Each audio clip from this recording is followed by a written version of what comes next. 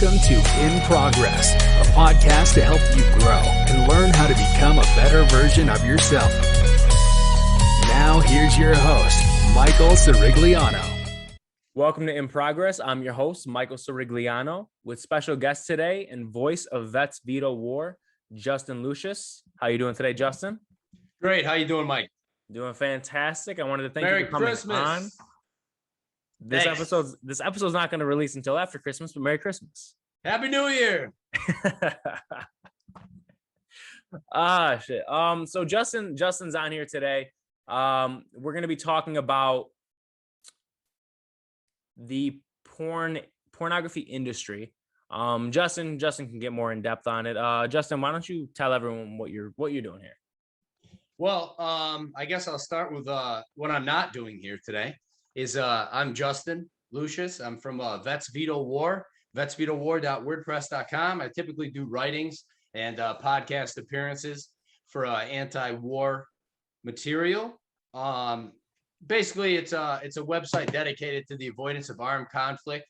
I specifically like to feature veterans doing writing, but we can use materials from anyone else. But specifically, what I'm doing here today is fighting against a different kind of war on for your soul, and I would argue a war being waged against all of mankind right now, also known as the porn business.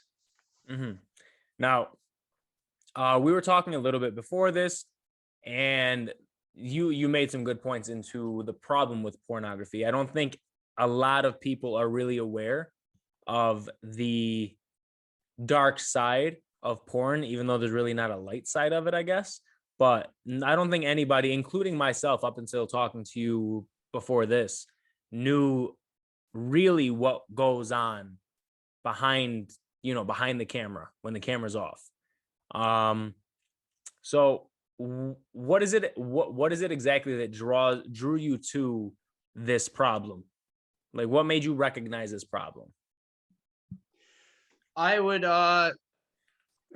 what really drove me to it? Basically, I've noticed a significant degradation of moral fiber, specifically in America, because that's where I live, but really worldwide, and especially in the developed world. And I believe that a lot of that is sexual in nature. Sex is something that's essential. We need sex. Yeah. One, not only, for intimacy between, two consenting adults, but sex is basically the basic building block of society. Without sex, I wouldn't be here. You wouldn't be here. Our families wouldn't be here. However, porn is the manifestation of perversion. And it's specifically, in my opinion, designed to actually degrade society. And the one thing that I ask people to really get the juices flowing, so to speak, no pun intended, in that sense, is ask yourself, why is it free? Now, there is a famous saying, of which I really don't know who you would attribute it to, but if something is free, you are the product. Nothing is for free in the sense, right? So you go to buy a car, right? You get free oil changes. Do you really think those are free? Like the business is taking a loss on that in the sense? No, of course not. No, you're buying the car. But there's no actual, unless you have a premium subscription to some sort of pornography website, there's no exchange of money required on the basic level. Mm-hmm. So if you want to view porn, I don't need to put in my credit card. All I need to do is, click on website, go and consume, and I'm on my way. So that's what I would say is what led me to it. Is I viewed pornography as one element of many things that are specifically designed to reverse engineer and disassemble the nations. Okay, absolutely. Now I want to touch on that a little bit. So what about what are your opinions on OnlyFans then? Because OnlyFans is women or men willingly putting their pictures and videos up in exchange for money. Is that better, the same, or worse than pornography in your eyes? Because there is a consenting adult typically putting their body out there for those to see for $5.99 a month from multiple subscribers. Do you think there's anything different between that and pornography? So actually, that's a really excellent point you'd bring up. People would say, well, maybe I'm going to ignore all the horrifying things that we're going to get into today, such as, for example, non-consensual acts, rape videos, revenge porn, stuff like that being posted online, and even putting aside the fact of porn being addictive / compulsive, again, which we'll get into briefly. The argument is made, well, it's a free society. I should be allowed to do this. The person on the other end is willingly handing over their credit card in exchange for a service. What's the big deal? The big deal is this is ritual humiliation for you that benefits the elites. So a majority of this money is taken, right? A majority of people on OnlyFans aren't making much money, but I'm not exactly wealthy. I don't know very many wealthy people. Even if they're making, $10, $20, $100 extra a month, that's a tank of gas to get to their regular job. So basically, what I would say that a majority of the people on OnlyFans are being exploited, so that they can just get by in their normal lives. They're being exploited in the sense that they don't have enough money in their bank account. Who in their right mind would really strip naked, knowing that this is, the internet is forever? Who would really be willing to do this, with an intention of raising a family or something like this, right? If they knew that this information was going to be out there forever? They know, but they're doing it anyway because the economy, this economic situation has them in a complete stranglehold. Yeah, sure. I mean, maybe there's some sort of element of voyeurism where they enjoy it, I guess. Right. Maybe there's some sort of element of pleasure, but really, the consumer is being exploited because their sex drive, which is supposed to drive them to go out there and find a mate and reproduce. Really, I mean, obviously, there's the intimate connection, and I will never, undersell that value. Yeah.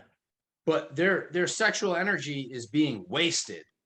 And then to the person who's producing it, their body is being exploited.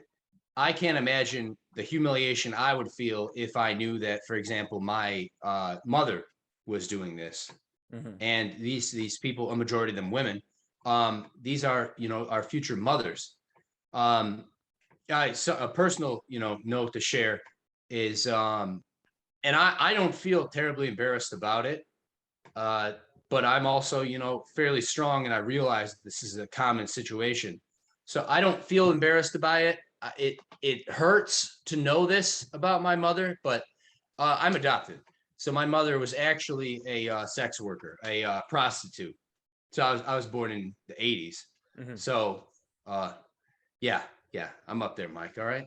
I wasn't going to say anything. I told you just keep the walker by off camera, and you did that. So thank you. Say that again. No, but seriously, my birth mother was a sex worker.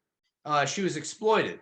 And I can't imagine, like, now as an adult, as a 32-year-old man, I can mentally handle it. If somebody, showed me, say, I'm sure that somebody has pictures of her out there, right? Right. If somebody brought this to me, one, I'd be disgusted at the very least. But like, say this was shown to me as I was a middle schooler, I can't imagine the kind of humiliation I would experience. Now, do you think it makes it any different? Your situation compared to, like, say the son or daughter of, like, Mia Khalifa, like an extremely famous porn star. Do you think there's a difference in the ability to handle seeing pictures and videos of your mother if it's, in your case, just like a picture of your mother naked versus in Mia Khalifa's case, where you're seeing your mother in 40, 50 some odd videos engaging in threesomes, gangbangs, and just all around full-fledged sex. Just debauchery. Do you think that there's a mental that it's a different mental effect on you if it's to that extent? I'd say 100%. Yeah, there's definitely, sliding scales. But what we're going to find out too is, well, actually, let's backtrack a little bit. The OnlyFans people are mainly doing, solo work, stuff like that. Yeah. That's on the base level of humiliation. But let's say you make this decision at 18 and you're clearly not fully developed at 18 mentally. Physically, you're an adult. Right. But mentally, you're essentially a child. I think about if I was, held to answer for the things I did at 18, I'd be in a rough spot. Yeah. I was a child. So there's definitely going to be sliding scales of the humiliation and embarrassment that you might suffer, or the next generation might suffer because, mommy was a porn star, or mommy did porn or something like that. Or mommy just took selfies and put them online naked and humiliated herself. And you.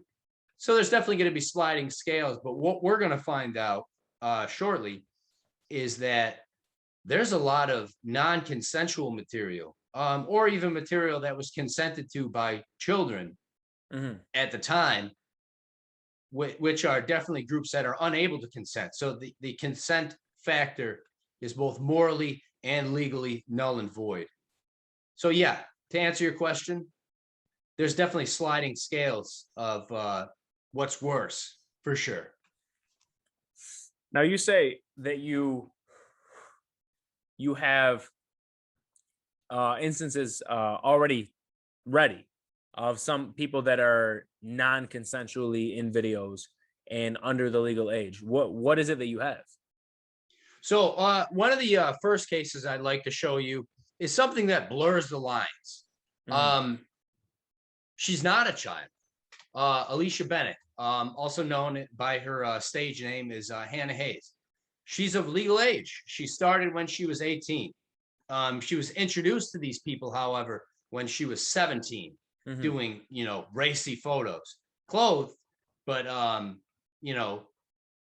not entirely appropriate, not something that you would desire to be happening, or especially if you knew that these, what these people did in their business, basically dipping her toe in the water. But what's going to really blur the lines on consent is going to be her mental faculties or lack thereof. Now, you'll also find that she doesn't really want to be helped, but she, you be the judge. I'll show you the material. In fact, I have a few-minute video I can show you, about 3.5 minutes, and you make your decision on whether or not you think that Hannah or Alicia is capable of consent. Okay. So let me just pull this up here. I am 18. I'll be 19 on the 13th of September. See, you gotta help me, please. Hannah, this is not going to be cheap. I do have a learning disability. Yes, that kind of does make me slow, but my learning disability has never held me back from anything. Yes, I'm still in high school. I'm doing classes online. So I want kids sometime in the future, but not now. I'm 19 years old, so I can literally say I'm still a child, somewhat, and I don't really need another child in my life, and I'm still one. Like, I'm not used to all the popularity of people knowing me or people watching me. Yes, it's kind of creepy, but I guess I just have to deal with it. Well, I'm supposed to graduate this year. I do want to finish high school, and I do want to go to a 2-year college. Hannah, this is not going to be cheap. My mom didn't have no job, didn't have no money to pay the bills, didn't have no money to keep the house. So it was either me taking the job or my two sisters and my mom and me would be homeless. It is like very complicated because you have school and then you have work too, and you're trying to pass all your finals and midterms and everything else. And so it's pretty tiring. Another tweet of yours that has led to lots of speculation is a tweet where you say, right now I have up my niceness to people because as of a week ago, this guy told me he will give me money and send me nice stuff. In return, he asked me to send videos and pictures and to talk dirty when I never talk dirty. And a week later, he never gave me money or pretty things. And people have seen this and they started wondering, is this girl understanding what she's doing, the kind of business she's in? Is she understanding that she's subject to extreme exploitation in this business? And if she got fooled by a guy like this, isn't it possible that she actually cannot consent to the entire set of relationships that she's forming in LA? I want to go to a two-year college for business and tech. I want to work with computers and wires. I don't hang around any bad negativity. Drugs is bad. People that do it is bad too. So I try to stay away from it. I can pretty much say that will be the last guy that does take advantage of me. I have been doing pretty good on my own for the most part. My agent called me today and told me that I could not bring my pet or my lizard whatsoever on set to any shoot. I cannot bring him. So what she's talking about is her emotional support animal, which is a lizard. So I don't know what you've noticed so far, but she's clearly not firing on all cylinders. Right. I mean, she even admitted to having a learning disability in the video. Absolutely. And you can see that she was introduced to these people in high school. But yeah, let's move on if that's all right with you. Yeah. All right. It upset me because he's a emotional support pet.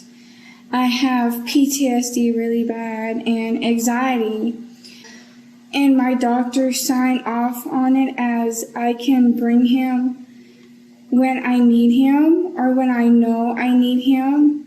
And yesterday, I had to go to the hospital after my shoot because I had an anxiety attack really bad. They've never met you. They don't know who you are. So just go ahead and tell them your name, your age, let them know where you're from, and then you're excited to get started in the business. I had to hang on then. Yeah. I do have a learning disability. Yes, that kind of does make me slow, but my learning disability has never held me back from anything. So she has a learning disability and she's still able to be in the industry. There's not any red flags raised at all in regards to that. So legally speaking, yeah, she's of the age of consent. She was 18 when she started getting nude on camera. The first people that first noticed this was a message board on 4chan known as Poll, and they started noticing it with those things like those tweets. Just speaking like a child, saying he promised me pretty things, yeah, and I didn't get them. Right. So this is clearly a girl that I would argue is not able to consent to this. Yeah, absolutely. She clearly doesn't understand what's going on or the impact of that. This is forever. And then go ahead. No, I was agreeing with you. Yeah. Yeah. And when you compound that with the fact that she was in dire financial stress due to her mother's health issues and also her sister's, you realize that she's in a really bad situation. Just absolutely terrible. She was specifically recruited by a fellow known as Drew Lansky, who runs a site known as black.com, which is specifically black men with young white women. They're designed to look as young as possible. So anyone who's involved in the pornography business, whether it's consuming or producing, even if it's, on your own individual stuff, this is what you're on the outskirts of, and this is what you're supporting, especially men, which I believe, the role of men in society is to advocate for those who can advocate for themselves, especially women. And if you're participating in this, if you're partaking due to your own desires, this is what you're involved in, which is basically a gray area, which I don't believe is a gray area, but which is a legal gray area of what would be, exploitation and trafficking. Yeah. Now, how do you know how do they get away with doing that? Like, we'll take this exact previous scenario that you showed. How does a pornography company get away with utilizing a mentally disabled woman just because she's of the age of consent in the videos? Why is there nothing that can be done to remove that from the internet or stop that from happening altogether? A great question indeed. I'm sure that you have some sort of streaming service subscriptions, right? Whether it be Amazon Prime, YouTube TV, Netflix, Hulu, everything like that. Yeah. Pornhub, the primary site for hosting pornography, receives 3.5 billion views per month, which is more than any other streaming service. Jesus. So 3.5 billion visits per month. This is a profitable business. And then going back to the fact, why is it free? Well, it's free because you are the product. Yeah. Your information is being sold. Most of the income that these places get is from ads, right? Right. And those ads are used by gathering information on you. So you're not exactly anonymous on the internet. If you think you are, you've got fool's gold. It's not true. Mm-hmm. Your demographic, your age, your gender, things like that are driven are used to drive ads towards you that they believe would be, productive.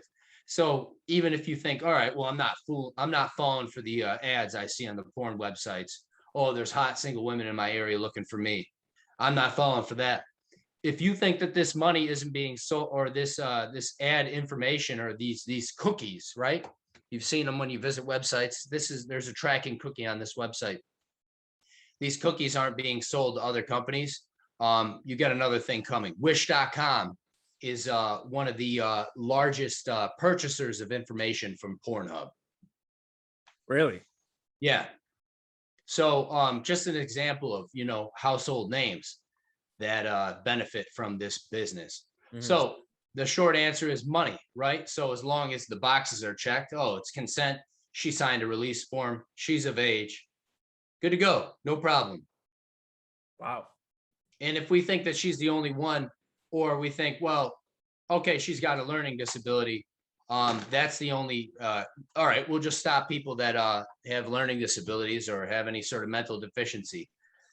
You've got another thing coming. You got another thing to think about, which is that of people who have mental disorders, people that, appear intelligent, able to hold on a conversation, normal somewhat, but have, severe mental disorders, family issues, or people, again, that are in financial distress being taken advantage of, which in our society is pretty much all of society.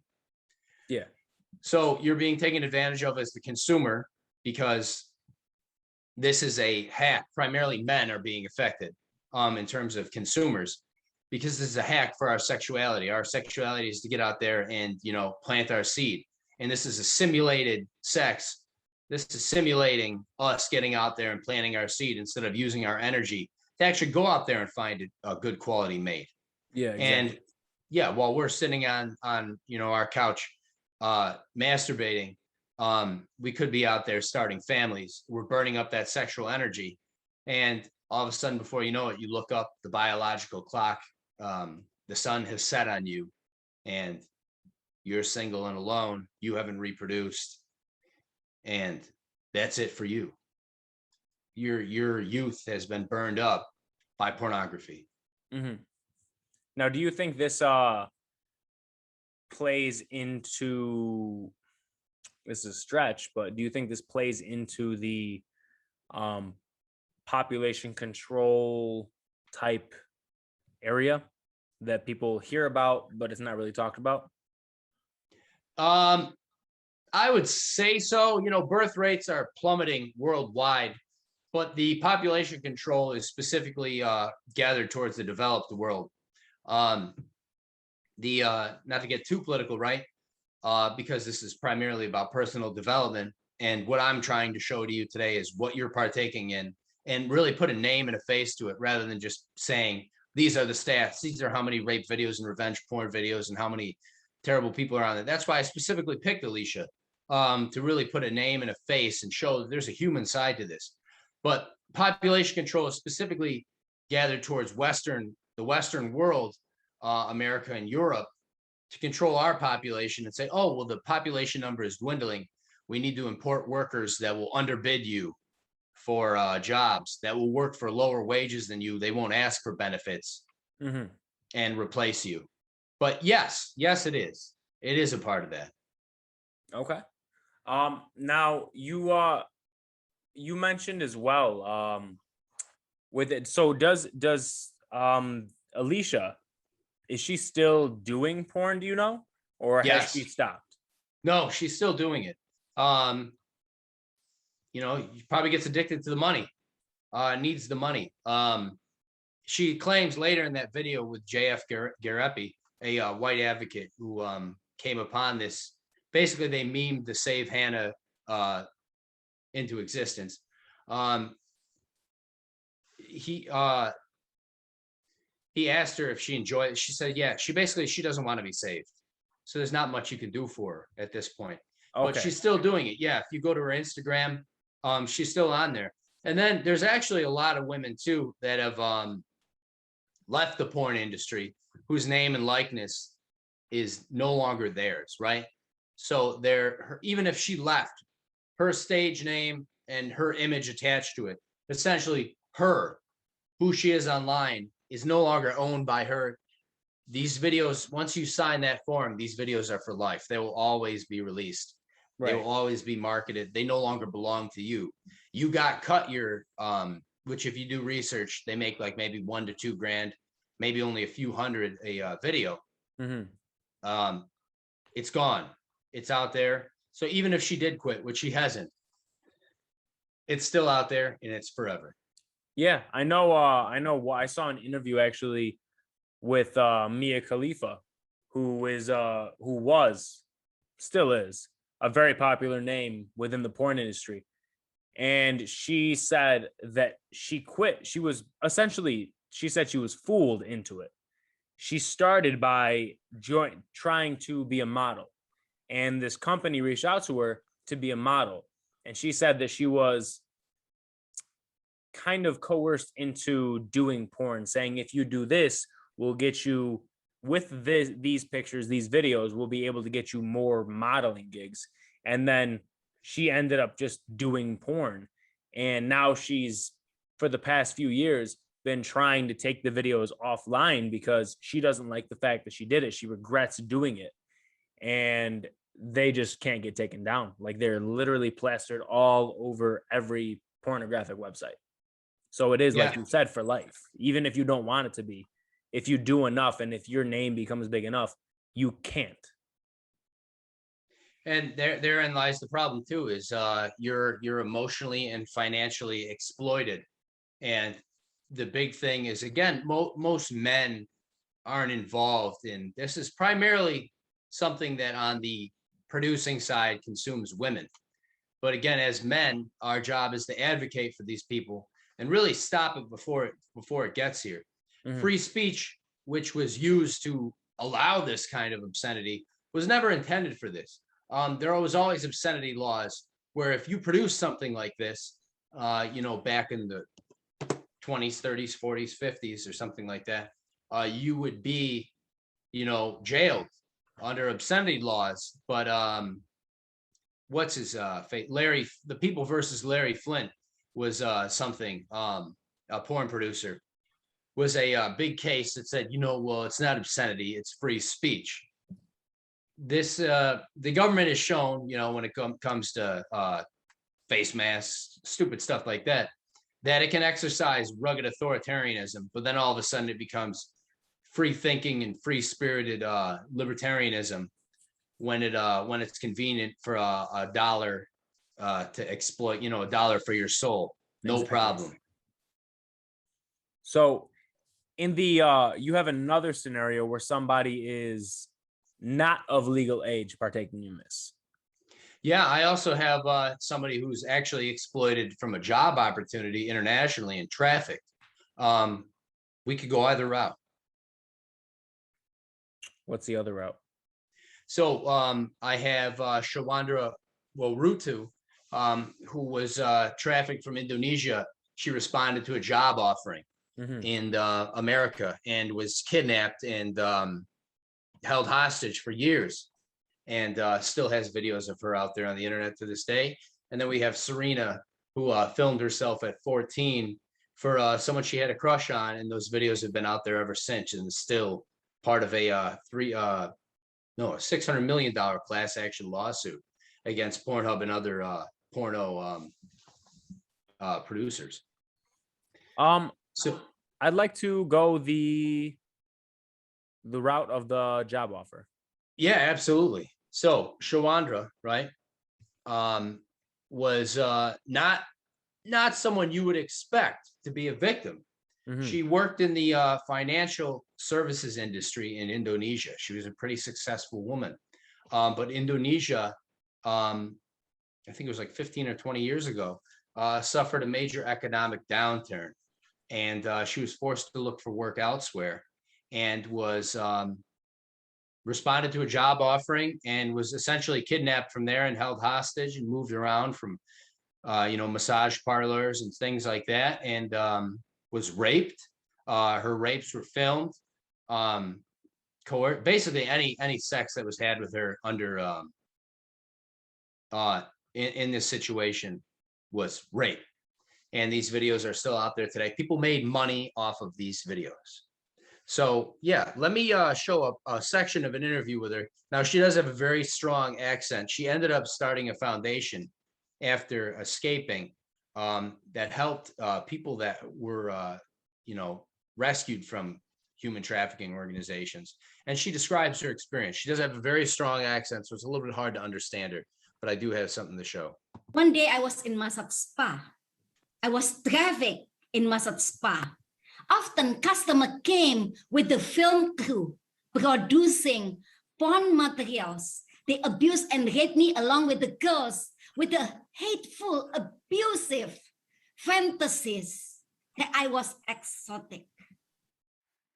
It was real rapes, and it was extreme abuse that I cannot express, I cannot say it. Can I refuse with the gun, with the symbol of the death? I escaped, my trafficker arrested, and the buyer free. Justice wasn't served. The fact, years after, I found out my name, my picture, and the film was uploaded into porn site and contained illegal material. Shawandra was abducted from a job interview when she came here and essentially disappeared off the face of the earth for several years until eventually she escaped from one of the locations she was held in by jumping out of a bathroom window. She lived on the streets for over a year, looking out for herself. And again, if you're consuming pornography, what are the chances that you're watching something and you're like, well, it doesn't look like rape, they're not screaming. Well, right. I mean, past a certain point, these people disassociate. And as was shown by the CIA, they you can modify people's mental state by using sexual abuse. Really? So yeah, how many times have you probably looked at something like this? Right. How many times have you driven by a massage parlor that was full of people that are trafficked? They take these people's passports and they hold them hostage. All sorts of crazy things. So there's this woman who doesn't speak a lick of English. The only English that she's gathered is probably from just hearing her, people come into the parlor and raping her. Right. And that's the only English she has until eventually, finally, someone who actually spoke the same language as her was able to communicate with her and find out what was going on, get her into a shelter, take care of her. And from there on, she started Mentari, which I can, well, we don't really need to show it, which was a specific advocacy organization that helped these people get on their feet and start to lead somewhat fulfilling lives after these incidences. But again, these videos, they get deleted. They go right back up. And what we found, and many have found, is that a lot of these videos don't get removed. Pornhub doesn't really, not just Pornhub, but these companies, these websites don't respond to complaints about trafficking or rape videos or revenge porn videos. And if they do remove them, they just get re-uploaded. A week after a lawsuit was filed, after many cease and desist letters were sent to Pornhub and other companies, all of a sudden they scrubbed tens of millions of videos off Pornhub alone of instances of child sex abuse material. We don't call it child pornography. That's not pornography. It's child sex abuse material, CSAM, of CSAM, revenge porn, rapes were removed like that within a week of an actual lawsuit being filed. All of a sudden, they know where these videos are. So these videos that she was forced into, these were released onto regular pornographic websites, and people with rape fantasies, rape fetishes, or whatever that are watching these videos, and even now can be watching videos that have legitimate rape in them without knowing.